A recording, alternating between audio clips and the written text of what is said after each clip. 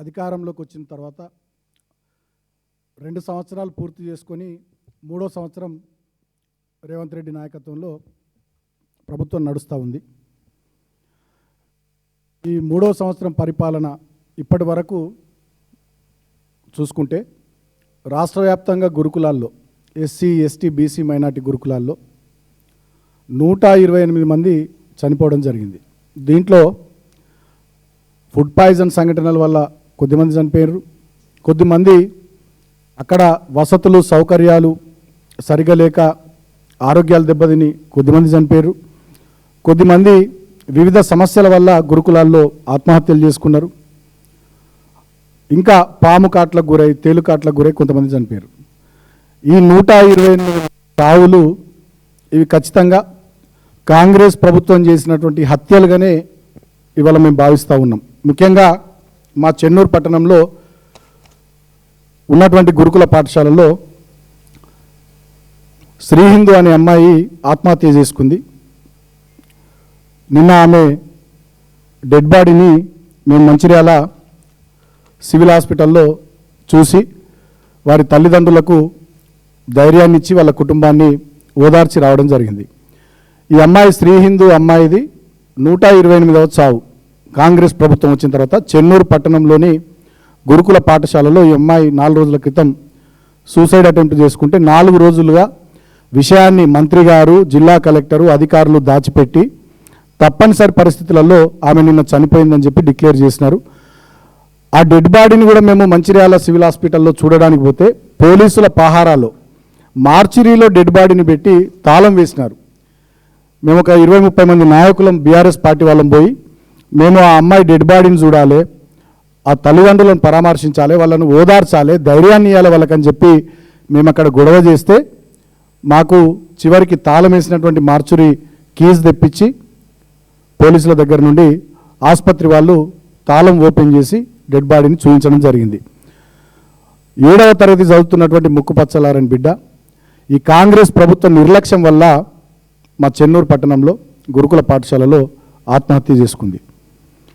వాళ్ళ కుటుంబ సభ్యులైనటువంటి వాళ్ళ తండ్రి గారిని వాళ్ళ అమ్మగారిని అందరినీ కూడా ఓదార్చడం జరిగింది. చెన్నూరు మండలం గంగారం గ్రామానికి సంబంధించినటువంటి వాళ్ళు.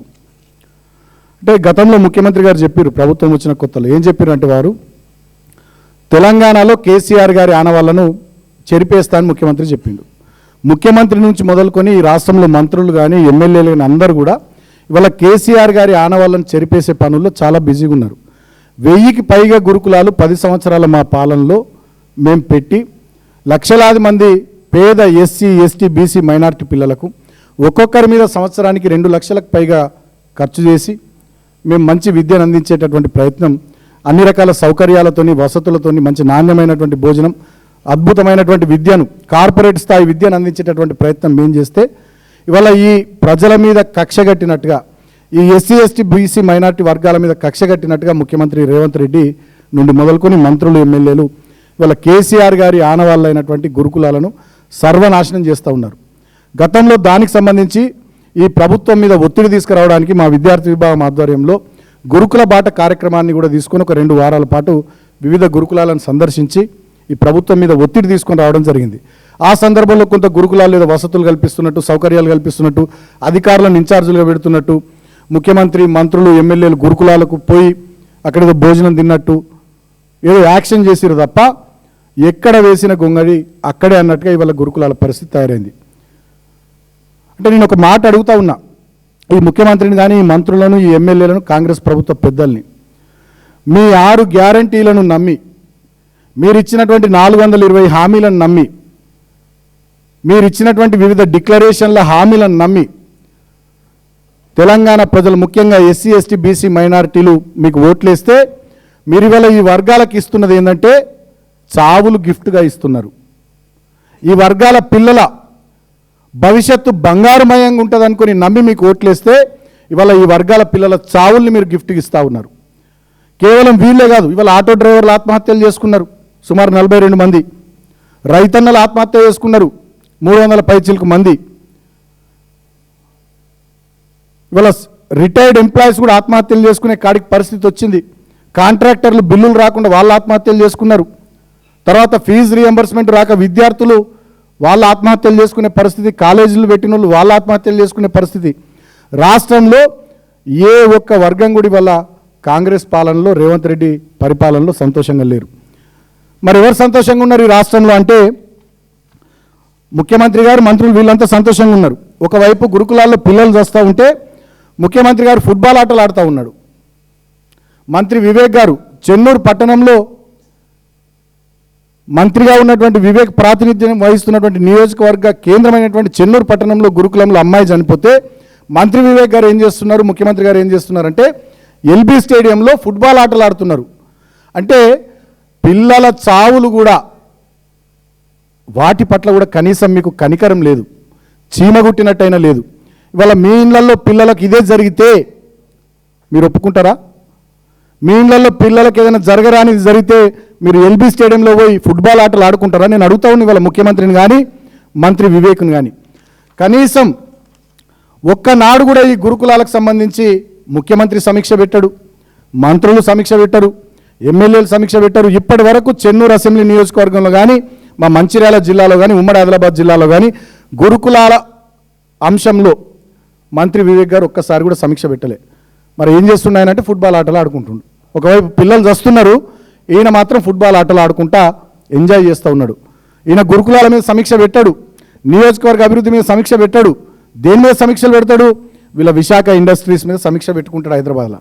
వీళ్ళ V6 ఛానల్కి పోయి గంటలు గంటలు కూర్చొని ప్రతిపక్ష మూల్యం మీద ఏం స్టోరీలు వేయాలి, ఎట్లా భవనం చేయాలని దాని మీద సమీక్ష పెట్టుకుంటాడు V6 ఛానల్లో. వెలుగు పేపర్లో ఎవరి మీద రాతలు రాపియాలని దాని మీద గంటలు గంటలు సమీక్షలు పెట్టుకుంటాడు.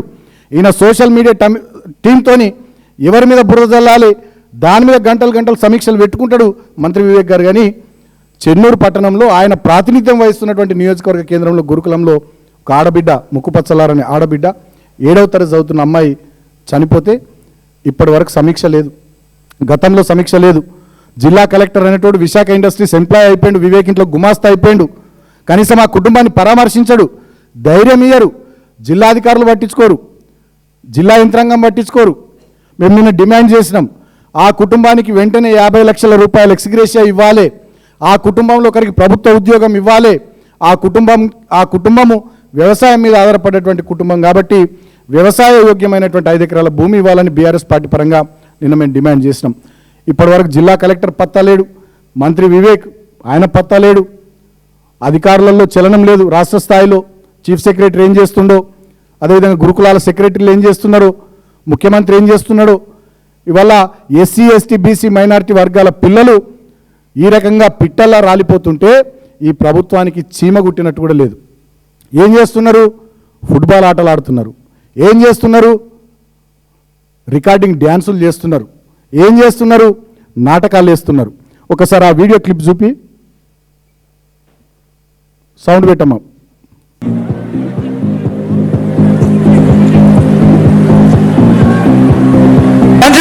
Chief Minister is playing for Team A here. We can see Team A is green team defended it. రెండు టీంలకు న్యాయం చేయాలి కాబట్టి మన ముఖ్యమంత్రి వర్యులు ఇరువైపుల శాసనసభ్య వర్యులతో చక్కగా ఆడుతూ రెండు టీంలకు న్యాయం చేయడం కోసం పోరాడుతున్నారు.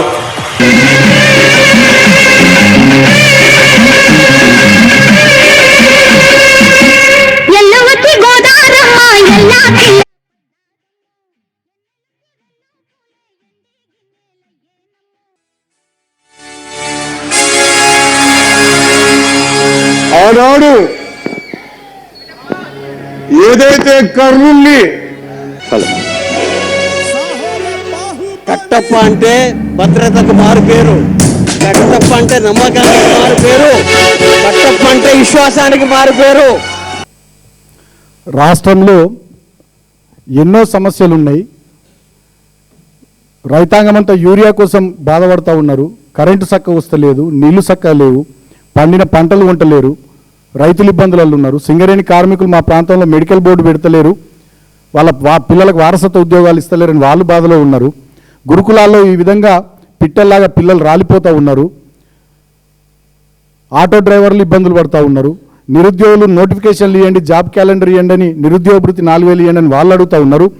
ఇవేవి మహిళలకు సంబంధించి, నిరుద్యోగులకు సంబంధించి, సింగరేణి కార్మికులకు సంబంధించి, రైతులకు సంబంధించి, గురుకులాల్లో చదువుకుంటున్నటువంటి పేద ఎస్సీ ఎస్టీ బీసీ మైనార్టీ వర్గాల పిల్లలకు సంబంధించి ఏమాత్రం పట్టింపు లేదు. ముఖ్యమంత్రి, మంత్రులు ఫుట్బాల్ ఆటలు ఆడతారు, ఇంకా కొంతమంది ఎమ్మెల్యేలు నాటకాలు వేస్తారు, ఇంకా కొంతమంది ఎమ్మెల్యేలు రికార్డింగ్ డ్యాన్సులు.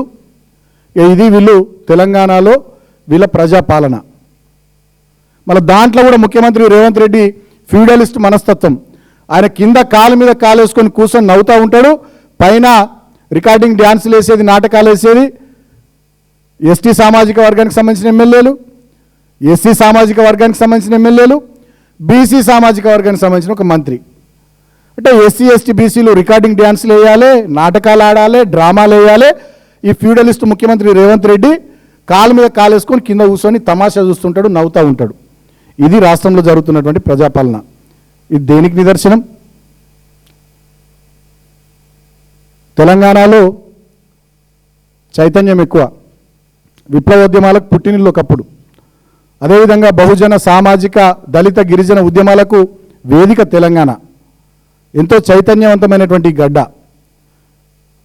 ఇక్కడి నుంచే ఎన్నో ఉద్యమాలు దేశవ్యాప్తంగా, విశ్వవ్యాప్తంగా ప్రజల్ని కదిలించే విధంగా ముందుకు వచ్చినటువంటి ప్రాంతం.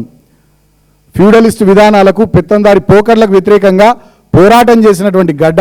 ఆ గడ్డ మీద ఇవాళ ఈ ముఖ్యమంత్రి కాలు మీద కాలేసుకొని ఫ్యూడలిస్ట్ లాగా, నయా జమీందార్ లాగా రేవంత్ రెడ్డి కూర్చుంటాడు. ఎస్సీ ఎస్టీ బీసీ ఎమ్మెల్యేల మంత్రులు రికార్డింగ్ డ్యాన్సులు, నాటకాలు, డ్రామాలు. ఇది జరుగుతున్న ప్రజాపాలన. ఇక ఈ ముఖ్యమంత్రి మాట్లాడతాడు అసెంబ్లీలో. ఏమంటాడు ఆయన? దళితుల మీద ఎక్కడ లేని ప్రేమలకు వస్తున్నాడు ఈ ముఖ్యమంత్రి గారు కొత్తగా. నిన్న అసెంబ్లీలో గడిచిన 2 రోజుల నుంచి రాష్ట్ర వ్యాప్తంగా ఒక అంశం మీద చర్చ జరుగుతూ ఉందని నిన్న అసెంబ్లీలో మొన్న మా బీఆర్ఎస్ లెజిస్లేచర్ పార్టీ లేవనెత్తింది. ఏంటిది అది?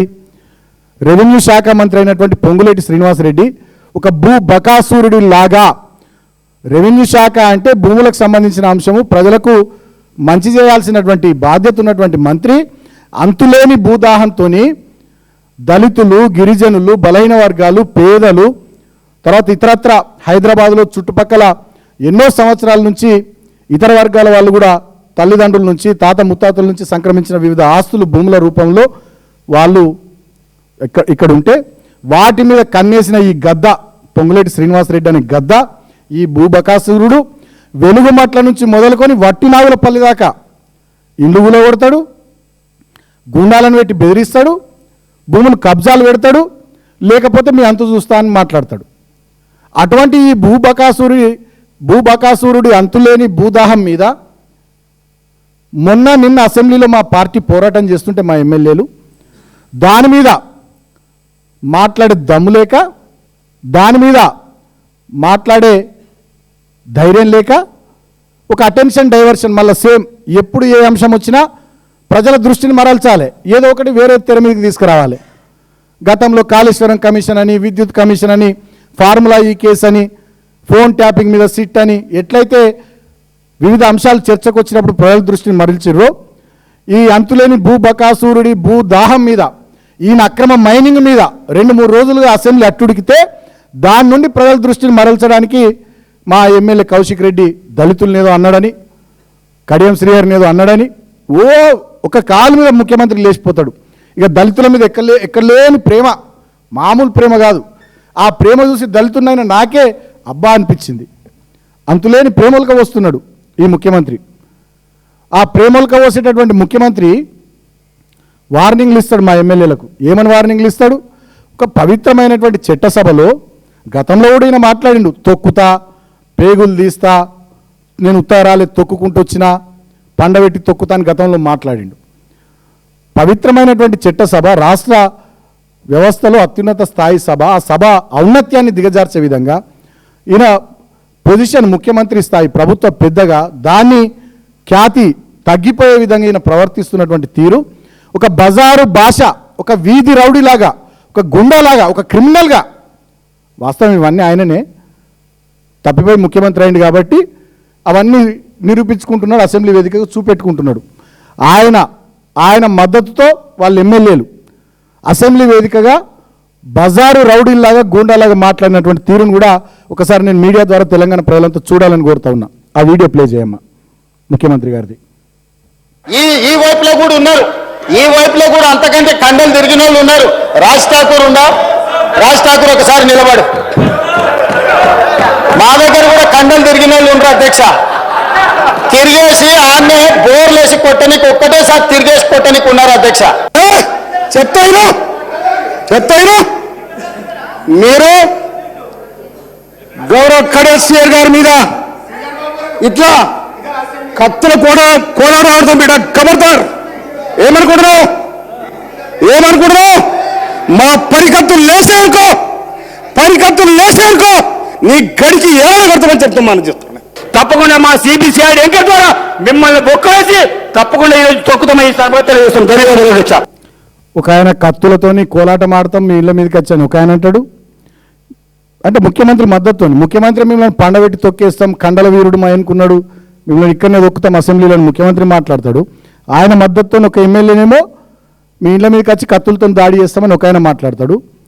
ఇంకొక ఎమ్మెల్యేనేమో మిమ్మల్ని పండబెట్టి తొక్కుతాం అసెంబ్లీలో ఇంకో ఎమ్మెల్యే మాట్లాడతాడు.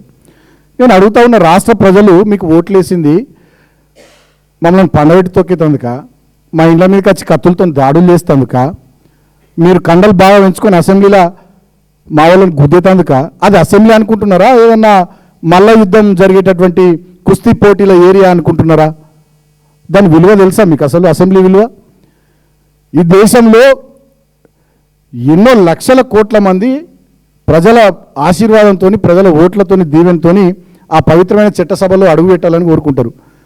మీకేదో కోతి కొబ్బరి చిప్ప దొరికినట్టు మీరు ఇంత ఎమ్మెల్యేలు కాగానే, ముఖ్యమంత్రి మంత్రులు కాగానే ఆవిడలేదు మీరు పండబెట్టి తొక్కుతాం, కత్తులతో ఇళ్ళ మీదకి వస్తామంటే అది ఏం భాష, ఏం మాట్లాడుతున్నారు, ఎటు పోతుంది? ఇదే ముఖ్యమంత్రి గారు ఎక్కడ లేని ప్రేమలకు వస్తూ ఉన్నారు. దళితులను ఇట్లా అన్నాడు కౌశిక్ రెడ్డి, అట్లా ఏమన్నా కౌశిక్ రెడ్డి రికార్డు ఏమన్నట్టు బయట పెట్టి నేను అడుగుతున్నా. కడియం శ్రీహరిని కానీ మిగతా దళిత మీ కాంగ్రెస్ ఎమ్మెల్యేలను కానీ మా కౌశిక్ రెడ్డి అసెంబ్లీలో ఉన్నట్టు వీడియో బయటపెట్టు. I'm demanding. ఏమన్నాడు బయటపెట్టు వీడియో. పొంగులేటి శ్రీనివాసరెడ్డిని కాపాడడానికి, పొంగులేటి శ్రీనివాసరెడ్డి భూ దోపిడీలో నీకు వాటా ఉంది, నీ తమ్ముళ్ళకు అన్నదమ్ములకు నీ కుటుంబానికి వాటా ఉంది కాబట్టి దాని మీద నుంచి ప్రజల దృష్టిని మరల్చడానికి మా కౌశిక్ రెడ్డి భుజాల మీద తుపాకీ పెట్టి నువ్వు కాలుస్తున్నావు అని రాష్ట్ర ప్రజలకు తెలియదా? కౌశిక్ రెడ్డి ఏ దళిత ఎమ్మెల్యేని తిట్టిండు, వీడియో బయటపెట్టు. మేము వద్దంటున్నామా? అసెంబ్లీలో బయటపెట్టు, రికార్డు ఉంటుంది కదా, లైవే కదా. కడియం శ్రీగారిని ఏమన్నాడు బయటపెట్టు, వేముల వీరేశంని ఏమన్నాడు బయటపెట్టు, ఇంకేమైనా దళిత ఎమ్మెల్యేని ఏమన్నాడు బయటపెట్టు. ఇప్పుడు నేను బయట పెడతాను ఈ వీడియో. నువ్వు గతంలో కడియం శ్రీగారిని ఏమన్నావో, నువ్వు గతంలో వేముల వీరేశంని ఏమన్నావో, దళిత నాయకులను ఎట్లా తిట్టినావో, దళిత నాయకులు అంటే నీకు ఎంత చులకన భావం ఉంటుందో, నీ పెత్తందారి నయా జమీందార్ విధానంతో అణువణువులో నీ లోపల జీర్ణించుకుపోయిన దళిత వ్యతిరేక వైఖరితో నువ్వు మాట్లాడినటువంటి వీడియోలు ఇప్పుడు నేను చూపిస్తా. కడియం శ్రీగారిని ఏమన్నావు గతంలో, వేముల వీరేశంని ఏమన్నావు, ఒకసారి ఆ వీడియో ప్లే చేయి. ముఖ్యమంత్రి గారు గతంలో తిట్టినాయి. వేముల వీరేశాన్ని బట్టలు ఇప్పదీసి నడి బజార్లో కొడితే, వేముల వీరేశాన్ని నల్గొండ క్లాక్ టవర్ దగ్గర బట్టలు ఇప్పదీసి పిర్రల్ వర్గం దగ్గర కొడితే, నిజంగానే కడియం శ్రీహరి గారు మాల మాదిగ సామాజిక వర్గాలకు సంబంధించిన వాడైతే శాసనసభలో ఒక నిజ నిర్ధారణ కమిటీ వేసి ఆయన సొంత ఊరిపోయి ప్రజలను కనుక్కుందాం. ఇంతకు ఈయన ఏ కులం వాడు, ఏ సామాజిక వర్గం వాడు, ఈరోజు ఏ సామాజిక వర్గంలో రిజర్వేషన్లు అనుభవిస్తున్నాడో ఆయన సొంత ఊరికి శాసనసభ నుంచి అన్ని పార్టీల నుంచి నిజ నిర్ధారణ కమిటీ వేసి, నిజ నిర్ధారణ కమిటీ ముందల విచారణ జరిగి ఆయన శీలాన్ని ఆయన నిరూపించుకోవాల్సిన అవసరం ఉన్నది. ఆయన ఏ సామాజిక వర్గం వాడు, ఏ సామాజిక వర్గం కోటాలో పదవులు అనుభవిస్తున్నాడో ప్రజలకు కడియం శ్రీహరి గారు సమాధానం చెప్పాలని చెప్పి తెలుగుదేశం పార్టీ డిమాండ్ చేస్తుంది. ఇది కడియం శ్రీహరి మీద, వేముల వీరేశం వాళ్ళ మీద రేవంత్ రెడ్డి వాడిన భాష. ఇదే కడియం శ్రీహరి గారిని కేసీఆర్ గారు ఎంపీ చేసిండు, నాతో పాటు ఫస్ట్ టర్మ్ 2014 వారు ఎంపీ వరంగల్ నుంచి. తర్వాత ఇదే కడియం శ్రీహరి గారిని కేసీఆర్ గారు ఉప ముఖ్యమంత్రి చేసిరు. ఇదే కడియం శ్రీహరి గారిని తర్వాత ఎమ్మెల్సీ చేసిరు. ఇదే కడియం శ్రీహరి గారిని తర్వాత సిట్టింగ్ ఎమ్మెల్యే రాజయ్య గారు ఉండగా కూడా వారిని కాదని వీరికి స్టేషన్ గన్పూర్ నుంచి ఎమ్మెల్యే టికెట్ ఇప్పించి గెలిపించిండు. ఇదే కడియం శ్రీహరి గారి కూతురు కావ్యకు కూడా ఎంపీ టికెట్ ఇవ్వడానికి కేసీఆర్ గారు సిద్ధమైనారు. ఇది కడియం శ్రీహరిని మేము చూసుకున్న తీరు. ఇదే వేముల వీరేశం గారిని మొట్టమొదటిసారి చట్టసభకు పంపింది కేసీఆర్ గారు. ఇది కేసీఆర్ గారికి, ఈ పార్టీకి వాళ్ళ మీద ఉన్నటువంటి నిబద్ధత, ప్రేమ. నీకున్నదేంది? గిది నీ భూత పురాణం. ఆ నాయకుల పట్ల నీ చిత్తశుద్ధి, నీ వైఖరి. ఇవాళ నీ సీటు కాపాడుకోవడానికి దళితుల మీద, దళిత ఎమ్మెల్యేల మీద, దళిత మంత్రుల మీద వల్లమాలిన ప్రేమలకు వస్తున్నావు, మాట్లాడుతూ అంటున్నావు. కేసీఆర్ ఏం చేసిండు దళితులకని? ఏం చేయలేడా కేసీఆర్? ఏం తక్కువ చేసిండు దళితులకు? నేను అడుగుతా ఉన్నాను, నేను దళిత బిడ్డను కదా, మాకు తెలియదా? 125 అడుగుల బాబాసాహెబ్ అంబేద్కర్ విగ్రహం హైదరాబాద్ నడి బొడ్డున పెట్టిండు. ప్రపంచంలో ఎక్కడ లేదంత ఎత్తైన విగ్రహం. That is KCR. ప్రపంచంలో కాదు, అసలు ఎక్కడ కూడా లేనటువంటి పథకం. భారతదేశంలో స్వాతంత్రం వచ్చిన నాటి నుండి ఇవాల్టి వరకు, నెహ్రూ గారి నుంచి మొదలుకొని మోడీ గారి వరకు ఏ నాయకుడికి రాని ఆలోచన కేసీఆర్ గారు చేసి, దళితులు ఆర్థికంగా ఎదుగుతూనే, let's fight caste with capital అనేటటువంటి స్లోగన్తో దళితులు ఆర్థికంగా ఎదుగుతూనే వాళ్ళ సమస్యలు పరిష్కారం అవుతాయి. ఈ దేశంలో ఏ వర్గానికైనా కేవలం పేదరికం అనే ఒక సమస్య ఉంటుంది తప్ప, దళిత వర్గానికే ఇటు పేదరికం అటు అంటరానితనం అనే సామాజిక రుగ్మత, ఈ రెండు సమస్యలతో ఈ జాతి బాధపడుతుంది. కాబట్టి ఈ జాతి బాగుపడాలంటే let's fight caste with capital అనే ఆలోచనతో 10 లక్షల దళిత బంధు పథకం తీసుకొచ్చిండు. ఇదే హుజరాబాద్ కదా పైలట్ నియోజకవర్గంగా పెట్టి 40,000 కుటుంబాలకు దళిత బంధుని ఇచ్చింది. ఆ మిగిలిపోయిన కుటుంబాలకు దళిత బంధుని ఇవ్వాలని కొట్లాడింది కదా మా కౌశిక్ రెడ్డి. కేవలం హుజరాబాదే కాదు, రాష్ట్రం అంతా దళిత బంధు ఇవ్వాలని కొట్లాడింది కదా మా కౌశిక్ రెడ్డి. అసెంబ్లీలో కూడా మాట్లాడింది కదా. ఇవాళ అటువంటి వ్యక్తిని పట్టుకొని ఆయన భుజాల మీద తుపాకులు పెట్టి నువ్వు కాల్చాలని చూస్తున్నావు. ఏమన్నారు మీరు ఆనాడు? కేసీఆర్ దళితులకు 10 లక్షలు ఇస్తున్నారు, మేము 12 లక్షలు ఇస్తామన్నావు. ఏ కుటుంబానికి ఇచ్చినావో లిస్టు రిలీజ్ చేయి. కేసీఆర్ గారు ఆనాడు అంబేద్కర్ ఓవర్సీస్ స్కాలర్షిప్ కింద 20 లక్షలు ఇచ్చిండు విదేశాల్లో చదువుకునే బిడ్డలకు. 300 కోట్లు బకాయిలు ఉన్నాయి, పిల్లలు మొత్తుకుంటున్నారు, అవి రిలీజ్ చేయి. బ్యాక్లాగ్ పోస్టులు ఉన్నాయి ఎస్సీ ఎస్టీలకు సంబంధించి, ఫిలప్ చేస్తున్నావా? అవి ఫిల్ చేయి. దళిత వర్గాలకు ఇందిరమ్మ ఇండ్లు ఇస్తున్నావు, సొంతంగా ప్రభుత్వ భూములు ఇచ్చి ఇల్లు కట్టిస్తున్నావు. ఎక్కడెన్ని కట్టించినావో శ్వేతపత్రం విడుదల చేయి, అసెంబ్లీ నడుస్తుంది కదా. ఎస్సీ ఎస్టీ డిక్లరేషన్లో ఎన్నో మాటలు చెప్పారు చేవెళ్లలో, మీరు చెప్తే నమ్మరని చెప్పి మల్లికార్జున ఖర్గే గారిని పట్టుకొచ్చి దళిత వర్గాలకు సంబంధించి చెప్పించారు. ఒక్కటని అమలు చేసినావా? దమ్ముంటే అవి అమలు చేయి. దళితుల మీద ప్రేమ ఉంటే. ఆ కేసీఆర్ గారు ఇయ్యలేరు, మేము 4 మంత్రులు ఇచ్చాం. ఎందుకని 4 మంత్రులు? నీ 4 మంత్రులు 4 గీసుకోవడానికి కూడా వనికిరారు. మీకు ఓట్లేసింది 4 మంత్రుల కోసమా?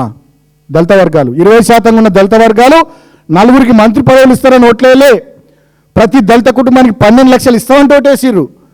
ప్రతి దళిత కుటుంబానికి 5-6 లక్షల రూపాయలు ఇచ్చి ఇందిరమ్మిల్లు కట్టిస్తా, ప్రభుత్వ భూమి ఇచ్చంటే ఓటేసిర్రు. బ్యాక్లాగ్ పోస్టులు భర్తీ చేస్తామంటే ఓటేసిర్రు. దళిత పిల్లలు బయట చదువుకుంటున్న వాళ్ళకి 20 లక్షలు కాదు 25 లక్షలు ఇస్తామంటే ఓటేసిర్రు.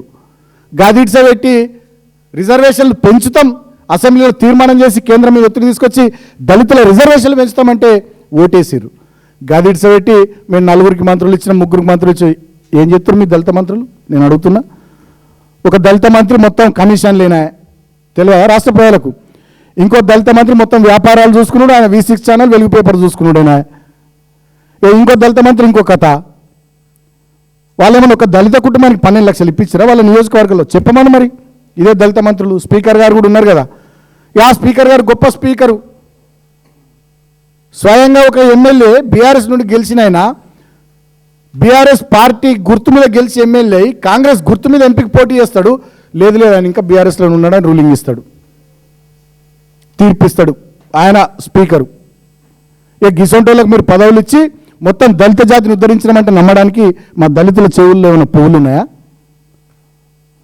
మీ మీద వచ్చినటువంటి ఆరోపణల నుంచి ప్రజల దృష్టిని మరల్చడానికి మీరు వేసిన చిల్లర ఎత్తుగడ ఇది. అంతే తప్ప దళితుల మీద, దళిత నాయకుల మీద మీకు ఎంత ప్రేమ ఉందో తెలియదా? మరి నేను దళిత నాయకుని ఏనా రేవంత్ రెడ్డి గారు 16 రోజులు జైల్లో వండబెడుతుంది దోమలల్లా. 16 రోజులు నన్ను జైల్లో వండబెట్టినావు. ఇది కదా మీకు దళితుల మీద ఉన్న ప్రేమ? నువ్వు నీ మంత్రి వివేక్ కలిసి దళిత నాయకుల పట్ల మీకున్న ప్రేమలు, దళితుల పట్ల మీకున్న ప్రేమలు మాకు తెలియదా? ఇప్పటికైనా మీకు దమ్ము ధైర్యం ఉంటే మా లెజిస్లేచర్ పార్టీ ఉపనాయకుడు హరీష్ రావు గారు, మా పార్టీ వర్కింగ్ ప్రెసిడెంట్ కేటీఆర్ గారు డిమాండ్ చేసినట్టు ఈ అంశం మీద సభాసంఘం వేయండి. ముందు ఆ మంత్రి బాంబులేటితోని, ఆ భూ గద్దతోని, ఆ భూ బకాసురుతో రాజీనామా చేపియండి నైతిక బాధ్యత వహించి. అట్లనే చెన్నూరులో కూడా ఈ సమయంలో ఈ సందర్భంలో కూడా ముక్కుపచ్చలారని బిడ్డ ఆత్మహత్య చేసుకొని చనిపోతే ఇప్పటికి కూడా దున్నపోతు మీద వాన పడ్డట్టుగా వ్యవహారం చేస్తున్న, చీమ గుట్టినట్టుగా కూడా ఉలుకు పలుకు లేకుండా ఉన్న మంత్రి వివేక్తో రాజీనామా చేపించి మీ చిత్తశుద్ధి నిరూపించుకోండి. గీ పనులు చేయండి తప్ప ఏదో దళితుల మీద ప్రేమలోకి పోసినట్టు 4 సుభాషితాలు చెప్పగానే మిమ్మల్ని ఎవ్వడు నమ్మడు. ఇంకో మాట అంటాడు ఆయన, ప్రజాస్వామ్య విలువల్ని మేము కాపాడుతున్నామని ముఖ్యమంత్రి గారు నిన్న అసెంబ్లీలో ఊకదంపుడు ఉపన్యాసం ఇస్తాడు. నువ్వు ఎంత ప్రజాస్వామ్య విలువలు పాటిస్తున్నావు ముఖ్యమంత్రి గారు ఈ రాష్ట్ర ప్రజలకు తెలియదా? ఇదే కేతన్పల్లిలో 22 వార్డులకు గాను కేతన్పల్లి మున్సిపాలిటీలో మేము 14 వార్డులు మేము గెలిచి కేవలం 7 వార్డులు మీ కాంగ్రెస్ గెలిస్తే ఇప్పటికి ఎన్నిక జరగనిస్తలేవు నువ్వు. ఇదే ఇబ్రాహీంపట్నంలో 26 స్థానాలకు గాను 15 మేము గెలిచి ఇవాళ అక్కడ ఎన్నిక కానిస్తలేరు, ఖానాపూర్లో ఎన్నిక కానిస్తలేరు. ఇదే కదా మీ ప్రజాస్వామ్య విలువ, ప్రజలిచ్చిన తీర్పుకు మీరిచ్చే విలువ. ప్రజలిచ్చిన తీర్పు అది గెలుపైనా ఓటమైనా ఒప్పుకునేటటువంటి హుందాతనం, సంస్కారం, ఆ దమ్ము ఉండాలి, ఆ కలేజా ఉండాలి. ముఖ్యమంత్రి గారు, మంత్రులు వినండి, ఆ కలేజా ఉండాలి. ఆ కలేజా ఉన్న నాయకుడు మా కేసీఆర్. 2023 అసెంబ్లీ ఎన్నికల తర్వాత మీకు 64 సీట్లు వచ్చిన మరుక్షణం ఒక్క సెకండ్ ఆలస్యం చేయకుండా ప్రగతి భవన్ వదిలిపెట్టి ఎర్రవెల్లిలోని తన నివాసానికి కేసీఆర్ గారు బయలుదేరి వెళ్ళిపోయారు. అది కదా ప్రజా తీర్పును గౌరవించడం అంటే. ఇక్కడ కేతంపల్లిలో కానీ, ఇబ్రాహీంపట్నంలో కానీ, ఖానాపూర్లో కానీ ప్రజలు ఇచ్చినటువంటి తీర్పును తుంగలో దొక్కే విధంగా మా మీద దాడులు చేసి, లాఠీ చార్జీలు చేసి, మా మీద అక్రమంగా కేసులు పెట్టి, మమ్మల్ని జైళ్ళల్లో పెట్టి ప్రజా తీర్పును తుంగలో దొక్కుతూ పట్టపగల ప్రజాస్వామ్యాన్ని హత్య చేస్తున్న ప్రజాస్వామ్య హంతకులు మీరు. చరిత్రలో ఆ పేరే మీకు మిగిలిపోతుంది. హైకోర్టుకు పోయినాం మేము, ఎన్నికలు పెట్టాలని హైకోర్టుకు పోయినాం. హైకోర్టు డైరెక్షన్ ఇచ్చింది, తీర్పు ఇచ్చింది, 3 వారాల్లో పెట్టండి, if necessary that will be extended to another week, అవసరమైతే ఇంకొక వారం తీసుకోండి అన్నది. ఇప్పుడు 2వ తారీఖు నాటికి 4 వారాలు కాబోతూ ఉన్నాయి. ఇప్పటికీ గవర్నమెంట్ ఫైల్ ఎలక్షన్ కమిషన్కు పంపిస్తలేదు. గవర్నమెంట్ కంకరెన్సీ ఇవ్వాలి యాజ్ పర్ మున్సిపల్ యాక్ట్. ఇప్పటికి గవర్నమెంట్ కంకరెన్సీ ఇస్తలేదు. State election commission notification release చేస్తలేదు. కారణం ఏందని అడిగితే గవర్నమెంట్ నుంచి ఇంకా మాకు సమ్మతి తెలుపుతూ ఫైల్ రాలేదని చెప్తున్నారు. ఇదిగా మీరు ప్రజాస్వామ్యాన్ని గౌరవించే తీరు. ఇక మీరు ప్రజాస్వామ్యం గురించి పట్టపగలు అసెంబ్లీలో నీతులు మాట్లాడితే నవ్విపోదురు కాక నాకేంటి సిగ్గు అన్నట్టు ఉన్నది మీ వ్యవహారం తప్ప ఇంకోటి కాదు. ఇప్పటికైనా నేను డిమాండ్ చేస్తూ ఉన్నా, కేతన్పల్లి మున్సిపాలిటీ, ఇబ్రాహీంపట్నం మున్సిపాలిటీ, ఖానాపూర్ మున్సిపాలిటీలకు ప్రజాస్వామ్యయుతంగా చైర్మన్, వైస్ చైర్మన్ ఎన్నికను తొందరగా నిర్వహించాలి. ఈ అంశంలో ఇప్పటికే ప్రభుత్వం ఆలస్యం చేసింది. దీని మీద రేపు హైకోర్టుకు పోతున్నాం మేము.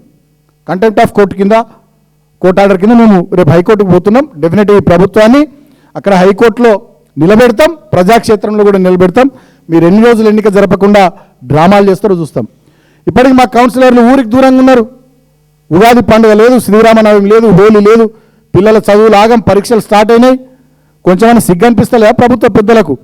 గెలిపేరాలే మీకు, గెలిపేరాని చోట, నెంబరే లేని చోట ఇంత దుర్మార్గంగా మీరు వ్యవహరిస్తున్న తీరు వల్ల చెన్నూరు నియోజకవర్గం కానీ, ఇబ్రాహీంపట్నం నియోజకవర్గం కానీ, ఖానాపూర్ నియోజకవర్గం కానీ మొత్తం రాష్ట్రమంతా కూడా చూస్తూ ఉంది. ఇప్పటికైనా బుద్ధి మార్చుకోండి. ప్రజాస్వామ్య విలువల గురించి ఊకదంపుడు ఉపన్యాసాలు ఇచ్చుడు కాదు ముఖ్యమంత్రి గారు. ఎన్నికలు పెట్టండి. కేతన్పల్లి మున్సిపాలిటీకి, ఇబ్రాహీంపట్నం మున్సిపాలిటీకి, ఖానాపూర్ మున్సిపాలిటీకి చైర్మన్, వైస్ చైర్మన్కి సంబంధించి ఎన్నిక నిర్వహించేటట్టుగా ఎలక్షన్ కమిషన్కు మీ సమ్మతి తెలుపుతూ, ప్రభుత్వ సమ్మతి తెలుపుతూ ఫైల్ పంపించండి. లేకపోయినట్టయితే రేపు హైకోర్టును మేము ఫస్ట్ అవర్లో ఆశ్రయిస్తున్నాం. డెఫినెట్గా ప్రజా కోర్టులో మిమ్మల్ని బోన్లో నిలబెడతాం, హైకోర్టులో కూడా మిమ్మల్ని బోన్లో నిలబెడతామని చెప్పి ఈ సందర్భంగా నేను ముఖ్యమంత్రిని, ఈ ప్రభుత్వాన్ని హెచ్చరిస్తూ ఉన్నా. Thank you.